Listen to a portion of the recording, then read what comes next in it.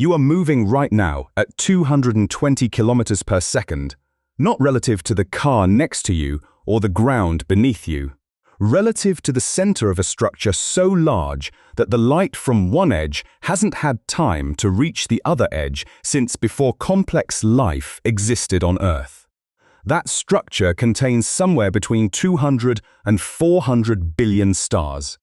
It is roughly 100,000 light-years across in the parts we can see, and possibly 8 times wider in the parts we can't.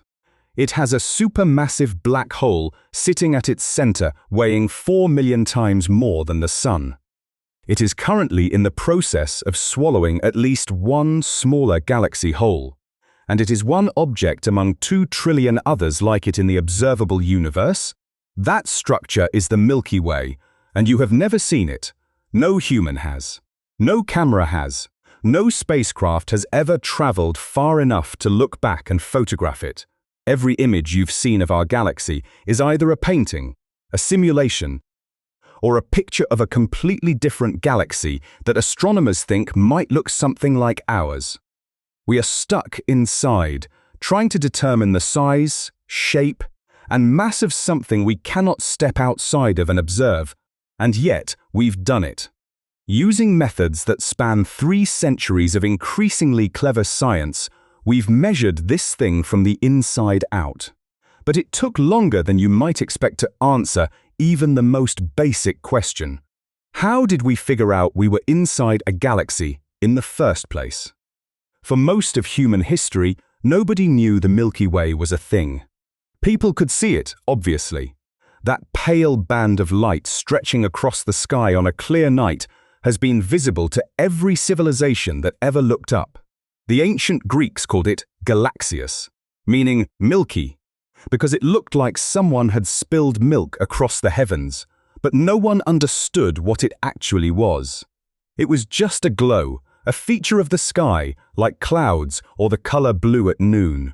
It didn't seem to require an explanation. That changed in 1610 when Galileo pointed his telescope at it and discovered that the glow was made of stars. Thousands and thousands of individual stars, packed so closely together from our point of view that their light blurred into a continuous band. That was a major realization. The Milky Way wasn't a cloud or a vapor. It was a structure made of stars, and we were looking at it from the inside. But knowing it was made of stars didn't tell anyone how big it was, what shape it had, or where we were within it. Those questions would take another 300 years to answer, and the answers kept turning out to be wrong in interesting ways. The first serious attempt to map the Milky Way came from William Herschel in the 1780s. His method was straightforward. He pointed his telescope in every direction and counted stars. His logic was simple. If you count more stars in one direction than another, the galaxy must extend farther in that direction. By doing this systematically across the entire sky, he built a 3-dimensional model of the Milky Way's shape. It came out looking like a lumpy, flattened disk, with the Sun sitting roughly in the center. That conclusion held for over 100 years. And it was wrong. The problem was dust. Interstellar dust, tiny particles of carbon and silicate floating between the stars, absorbs and scatters visible light. In certain directions, particularly toward the center of the galaxy, this dust is so thick that it blocks the light from the stars behind it completely. Herschel didn't know this. He assumed that wherever he saw fewer stars, the galaxy simply ended. In reality, there were billions more stars in those directions. He just couldn't see them. And because the dust blocked his view of the galactic center, he concluded the Sun was near the middle of the system. It's not. We're about 2/3 of the way out from the center. But without being able to see through the dust, there was no way to know that at the time, the first real break in the problem came from Harlow Shapley in 1918. Shapley studied globular clusters, those dense, ancient balls of stars that orbit above and below the galactic plane. There are about 150 known globular clusters associated with the Milky Way, and Shapley noticed something important about their distribution. They weren't evenly scattered around the sky. They were concentrated in one direction, toward the constellation Sagittarius. Shapley reasoned that globular clusters should orbit the center of the galaxy, and if they appeared concentrated in one direction, that direction must be where the center was. By measuring the distances to the clusters using a type of variable star called a Cepheid, he was able to estimate how far away the galactic center was. His number was off, roughly 50, 00 light-years compared to the modern value of about 26,000, but the key insight was correct. The Sun was not at the center of the galaxy. It was way off to one side. The Milky Way was much bigger than anyone had thought, and we were not in a special location within it. This was a major shift. For the first time, it was clear that our galaxy was a genuinely enormous structure, tens of thousands of light-years across, with a defined center that was very far from us. But it raised a new question. How big was the whole thing? Where did the Milky Way end? To answer that, astronomers first needed to establish that the Milky Way had an edge at all. And that realization came from one of the most famous scientific debates in history. In 1920, two astronomers, Harlow Shapley and Heber Curtis, publicly argued about whether certain fuzzy patches of light in the sky, called spiral nebulae, were objects inside the Milky Way or separate galaxies far outside it. Shapley believed the Milky Way was the entire universe. Curtis believed the spiral nebulae were independent systems, island universes of their own, similar in size to the Milky Way, but enormously far away. The argument wasn't settled until 1924, when Edwin Hubble identified individual Cepheid variable stars inside the Andromeda Nebula and used them to calculate its distance. The answer was approximately 900,000 light-years, far beyond anything that could be inside the Milky Way. The number was later revised upward to about 2.5 million light-years, but the conclusion was already clear. Andromeda was a separate galaxy. The Milky Way was not the universe. It was one galaxy among many, and it had a finite size. From that point forward, the question was no longer whether the Milky Way had a boundary, but exactly where that boundary was. And that's where things got difficult, because the same dust that fooled Herschel in the 1780s was still blocking our view of most of the galaxy's structure in visible light. The breakthrough came from radio astronomy. In 1944, the Dutch astronomer Hendrik van der Hulst predicted that neutral hydrogen gas, the most abundant element in the galaxy, should emit radiation at a very specific wavelength, 21 centimeters. This radiation is in the radio part of the spectrum, and radio waves pass straight through interstellar dust as if it weren't there. If you could build a telescope that detected 21 centimeter radiation, you could map the hydrogen gas throughout the entire galaxy.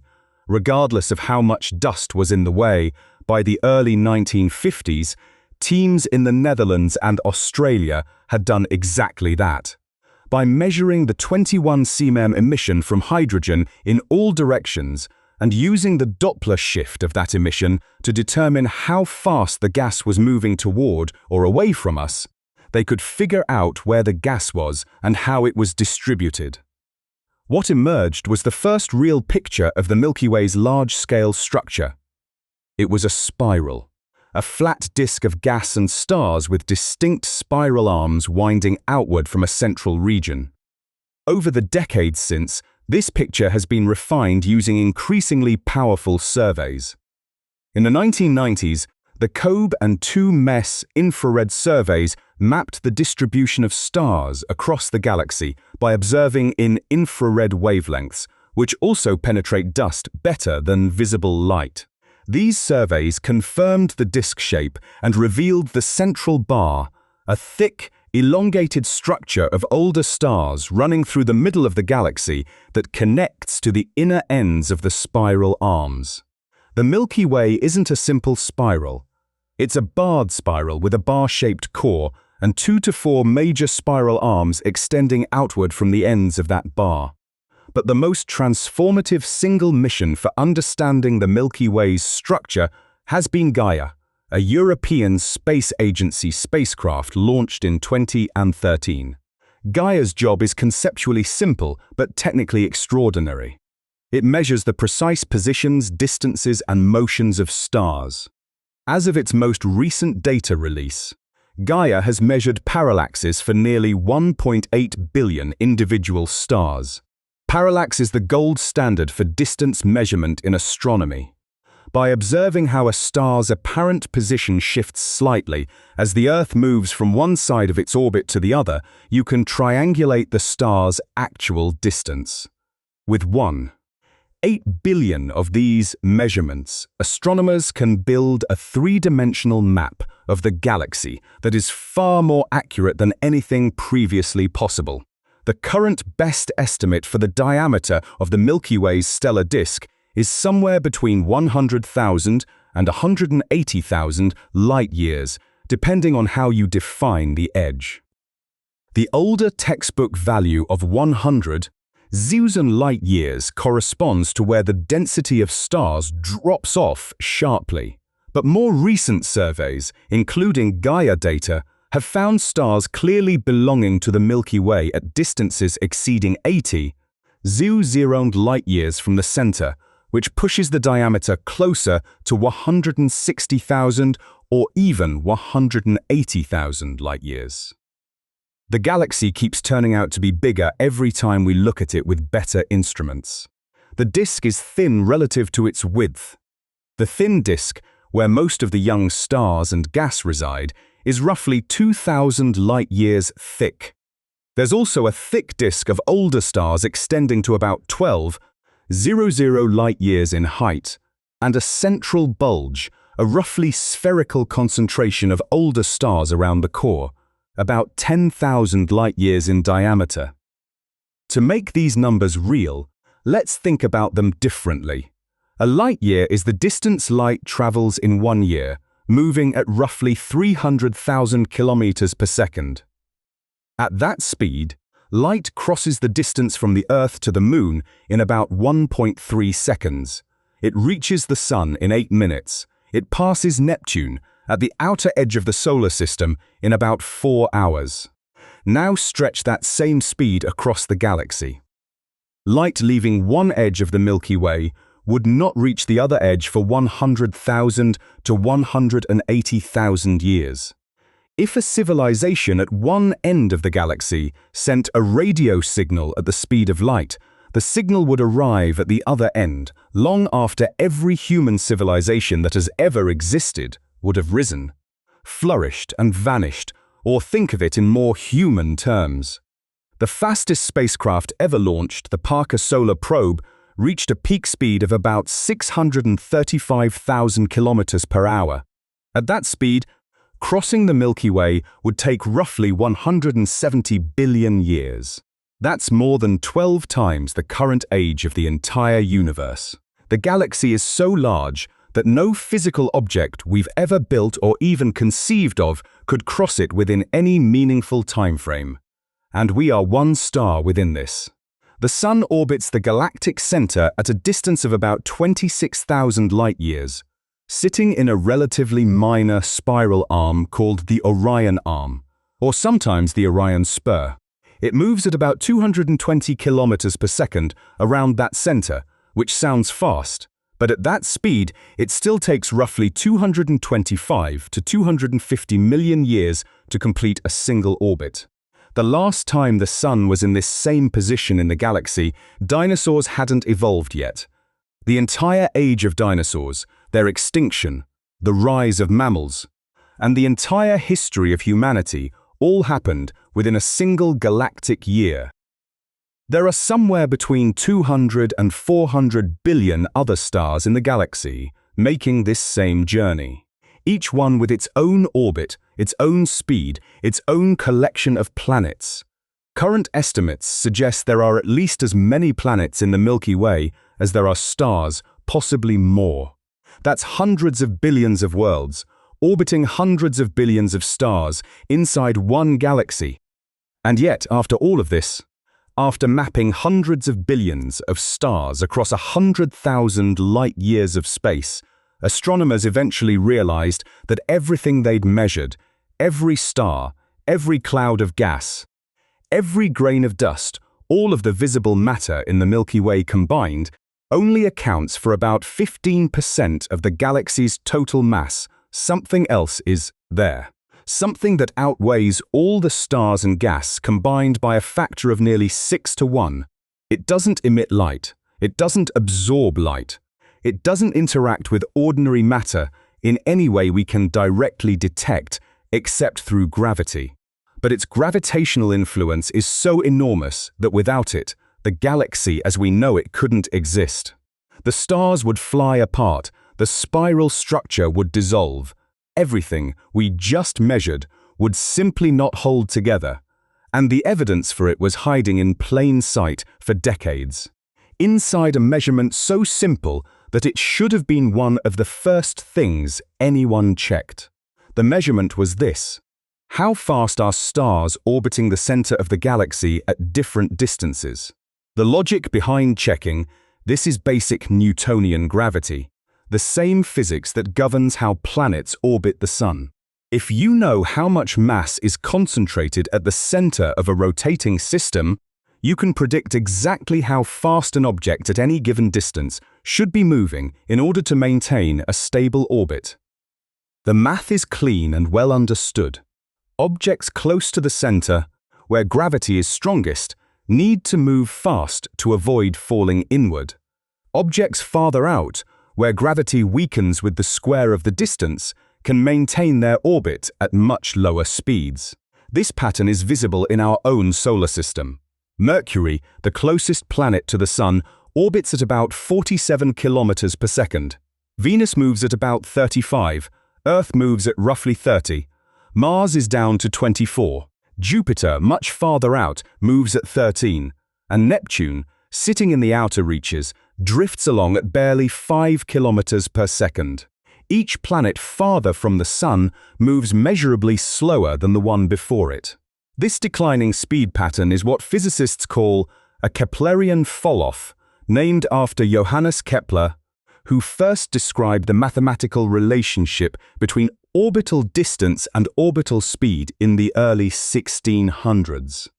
It's a direct and inevitable consequence of gravity, weakening with distance in a system where most of the mass is concentrated in the center. Astronomers in the mid-20th century expected to see this exact same pattern in galaxies. The Milky Way has most of its visible light concentrated toward the center, in the bulge and the inner disk. So the reasonable assumption was that most of the mass was there too. Stars near the galactic center should orbit fast, and stars further out in the disk should orbit progressively slower, following the same Keplerian fall-off that planets follow around the Sun. If you plotted orbital speed on the vertical axis and distance from the center on the horizontal axis, you'd expect a curve that rises steeply near the center, peaks somewhere in the inner disk, and then drops off smoothly as you move outward. That's what the physics predicted. That prediction turned out to be spectacularly wrong. The first hints came surprisingly early. In 1939, an astronomer named Horace Babcock measured the rotation of the Andromeda galaxy and found that the outer regions were rotating much faster than expected. He noted the discrepancy in his paper, but didn't fully pursue its implications. In the 1940s, Jan Oort, working on the Milky Way's own rotation, found similar issues with the expected decline in speed not appearing in the data. But these early results were treated cautiously. The measurements were difficult, the uncertainties were large, and most astronomers assumed the discrepancies would go away with better data. They didn't go away. They got worse, In the late 1960s and throughout the 1970s, astronomer Vera Rubin and her colleague Kent Ford at the Carnegie Institution in Washington systematically measured the rotation curves of dozens of spiral galaxies. Their method was careful and direct. They pointed spectrographs at the disks of spiral galaxies seen roughly edge-on and measured the Doppler shift of light from hydrogen gas clouds at various distances from each galaxy's center. The Doppler shift told them how fast each gas cloud was moving toward or away from us, which revealed its orbital speed around the galactic center. Galaxy after galaxy showed the same result. The rotation curves did not decline, they stayed flat. Stars and gas clouds at the outer visible edges of galaxies were orbiting just as fast as material much closer to the center. In some cases, the speeds even increased slightly with distance. There was no Keplerian fall-off. The curve went up, reached a certain speed, and then just stayed there, remaining flat all the way out to the farthest points that could be measured. Rubin and Ford published these results clearly and repeatedly across many papers through the 1970s and 1980s. The data was unambiguous. It wasn't a problem with one galaxy or a handful, it was universal. Every single spiral galaxy they measured showed the same flat rotation curve. Whatever was causing this was not a local anomaly. It was a fundamental property of how galaxies work. The implications were severe. If the only mass in a galaxy were the stars, gas, and dust that could be detected with telescopes, then the outer stars were moving far too fast to remain gravitationally bound. At the speeds they were measured to be moving, given only the gravitational pull of visible matter, those stars should have escaped into intergalactic space long ago. There simply wasn't enough gravitational force from the visible mass to hold them in orbit at those velocities. The galaxy should have come apart. It should have dispersed into loose streams of stars billions of years ago, and yet every galaxy observed was clearly intact. They had stable spiral structures. They'd been holding together for billions of years. Something was providing additional gravitational pull that visible matter could not account for. And that something had to be massive, had to be distributed throughout the galaxy and beyond, and had to be completely invisible to every form of electromagnetic observation. The specific numbers in the Milky Way make the problem concrete. At the Sun's position, about 26,000 light-years from the galactic center, our solar system orbits at approximately 220 kilometers per second. Now, if you add up all the visible mass between us and the center, all the stars, all the gas clouds, all the dust, everything we can detect, and you calculate how fast we should be orbiting based on that mass alone, the answer comes out to roughly 160 kilometers per second. We're moving about 60 kilometers per second faster than the visible mass can account for. That's a 38% discrepancy, and it isn't small enough to blame on measurement error. The discrepancy grows worse at larger distances. Stars and gas clouds at 50,000 or 60,000 light-years from the galactic center are still moving at 200 plus kilometers per second, where the visible mass alone predicts speeds closer to 80 or 100.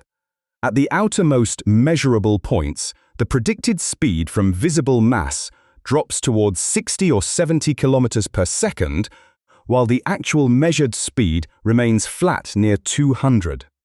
The ratio between what's predicted and what's measured gets more and more extreme the farther out you go. This tells you something important about where the missing mass must be. If the extra gravity were concentrated in the center, it would affect inner orbits more than outer ones. But the discrepancy grows with distance, which means the unseen mass is not concentrated in the center, it's spread out. It extends well beyond the visible disk, providing gravitational pull at distances where the visible galaxy has already thinned out to almost nothing. The missing mass surrounds the visible galaxy. There are fundamentally two possible explanations for flat rotation curves. Either our understanding of gravity is wrong at galactic scales, meaning Newtonian gravity and general relativity don't apply correctly at these distances, or there is a large quantity of mass present that we cannot detect with light-based telescopes. The first option has been explored seriously. A framework called Modified Newtonian Dynamics, or MOND, proposed by physicist Mordechai Milgrom in 1983, suggests that gravity behaves differently at very low accelerations, the kind of accelerations experienced by stars in the outer parts of galaxies. MOND can successfully explain flat rotation curves without requiring invisible matter. It does this by modifying the gravitational force law itself at low accelerations. However, MOND has significant limitations. It struggles to explain certain galaxy cluster observations, particularly the Bullet cluster, where two galaxy clusters collided and the visible matter and gravitational mass became separated in ways that MOND cannot easily account for. It also has difficulty reproducing the precise pattern of fluctuations in the cosmic microwave background radiation without adding additional components. While MOND remains an active area of research, the mainstream consensus among physicists and astronomers is that it cannot fully explain all the evidence the way dark matter can. The second option, invisible mass, is the one supported by the broadest range of evidence. This invisible mass has been given the name dark matter, and it has specific, well-defined properties that have been tested against observations for over 50 years. What we know about dark matter is defined primarily by what it doesn't do. It does not emit light of any wavelength. It does not absorb light. It does not reflect or scatter light. It is completely invisible to every telescope that has ever been built, from radio telescopes to X-ray satellites to gamma-ray observatories. It does not interact with electromagnetic radiation in any way. This means it passes through ordinary matter without friction or resistance, like a ghost moving through a wall. It cannot be touched, collected, or bottled. You cannot build anything out of it. What dark matter does do is interact gravitationally. It has mass, and mass warps space-time and attracts other mass. That gravitational interaction is how we know it exists, because we can see its effects on things we can observe. It pulls on stars, it bends light, it shapes the structure of the universe on the largest scales. And the evidence for it does not come from rotation curves alone. It comes from at least 4 additional independent lines of observation, all pointing to the same conclusion. First, gravitational lensing. When light from a distant galaxy passes near a large concentration of mass, general relativity says the mass will bend the path of that light like a lens focusing a beam. Astronomers have observed this effect around galaxy clusters and found that the amount of bending requires far more mass than what's visible in the cluster. The extra mass has to be there because the bending is real and measurable. In some cases, the dark matter distribution can be mapped in detail by analyzing how it distorts the shapes of thousands of background galaxies simultaneously. Second, the cosmic microwave background. This is the oldest light in the universe, emitted roughly 380,000 years after the Big Bang, and it carries within its subtle temperature variations the imprint of every physical process happening in the early universe. The specific pattern of those variations, the sizes and intensities of hot and cold spots, is sensitive to the total amount of ordinary matter and dark matter in the universe. When cosmologists model the CMB, they find that the pattern only matches observations if dark matter exists at approximately 5 times the abundance of ordinary matter. Third, the formation of large-scale structure. computer simulations of how galaxies and galaxy clusters formed from the nearly uniform conditions of the early universe cannot produce the structures we observe today using ordinary matter alone. Ordinary matter was too hot and too pressurized in the early universe to collapse into galaxies as quickly as we observe them forming. Dark matter, which doesn't interact with radiation and therefore wasn't subject to radiation pressure, could begin collapsing earlier. It formed the gravitational scaffolding into which ordinary matter later fell and accumulated. Without dark matter in simulations, you don't get galaxies. The universe remains a smooth, featureless gas. Fourth, galaxy cluster dynamics. Within large clusters containing hundreds or thousands of galaxies, the individual galaxies are moving at speeds that require far more gravitational binding mass than what's visible.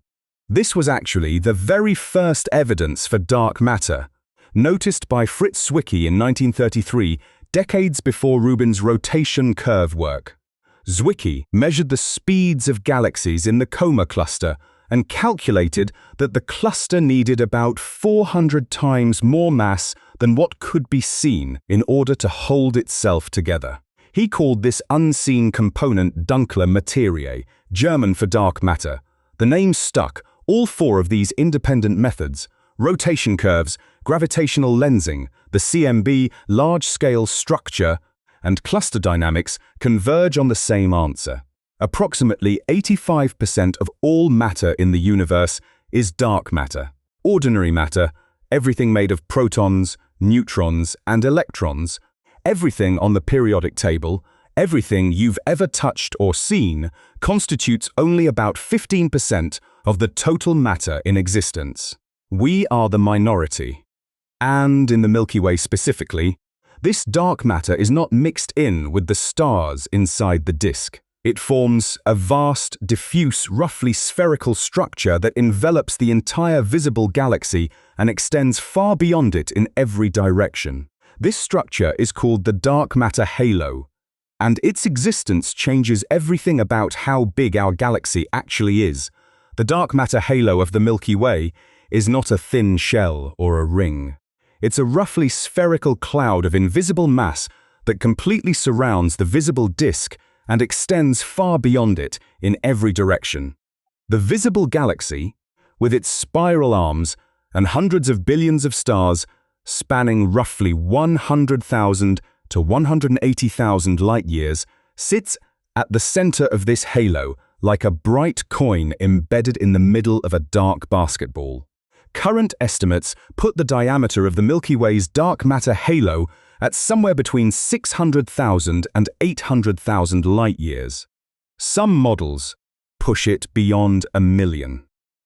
That means the visible disk, everything you could ever hope to photograph with any telescope, represents roughly 1/6 to 1/8 of the galaxy's true gravitational extent. The part that produces light is a small fraction of the total structure. The total mass of the Milky Way, including the halo, is estimated at 1 to 1.5 trillion solar masses. Of that, visible matter accounts for only about 200 billion solar masses. The rest, roughly 85% of the galaxy's total mass, is dark.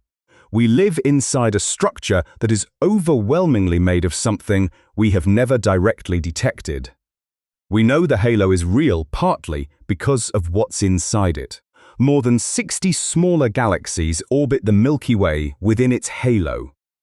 The Large Magellanic Cloud, 160,000 light-years away, and the Small Magellanic Cloud, 200,000 light-years away, are both physically inside this gravitational sphere. They orbit us, bound by the combined gravity of visible matter and dark matter together. One satellite, the Sagittarius Dwarf Elliptical Galaxy, is actively being torn apart by tidal forces right now, its stars pulled off and absorbed into the Milky Way's disk over hundreds of millions of years. Our galaxy is not just large. It is consuming smaller galaxies as we speak.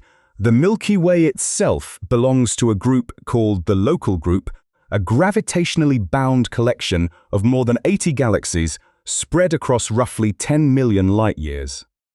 The two dominant members are the Milky Way and the Andromeda galaxy. Andromeda sits about 2.5 million light-years away and is approaching us at approximately 110 kilometers per second.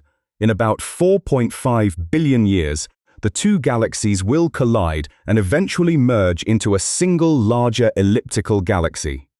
But given that both dark matter halos extend to nearly 1 million light-years each, and the galaxies are only 2.5 million light-years apart center to center, the halos may already be overlapping. The collision, gravitationally, may have quietly started without anyone noticing. Beyond the local group, the scale continues outward. The local group is part of the Virgo supercluster, which sits within an even larger structure called Laniakea, spanning about 520 million light-years and containing roughly 100,000 galaxies. And Laniakea is one piece of the observable universe, which has a diameter of 93 billion light-years and contains an estimated 2 trillion galaxies. 2 trillion. The Milky Way is one of them. One galaxy, between 100,000 and 800,000 light-years across, depending on whether you measure only what glows or include everything that pulls, containing 200 to 400 billion stars. Surrounded by an invisible halo that outweighs all visible matter 6-to-1, orbited by more than 60 smaller galaxies, heading toward a merger with Andromeda, sitting inside a universe holding 2 trillion objects just like it, and we figured all of this out from one place. One rocky planet, one average star, roughly 2/3 of the way out from the center of one spiral arm. A planet where every human being who has ever lived, every telescope ever pointed at the sky, every measurement ever made, has happened during less than 0.1% of a single orbit around the galactic center. We never left, we never could, and we still mapped the whole thing. That's not just a fact about the galaxy, that's a fact about us. Thanks for watching, and I'll see you in the next one.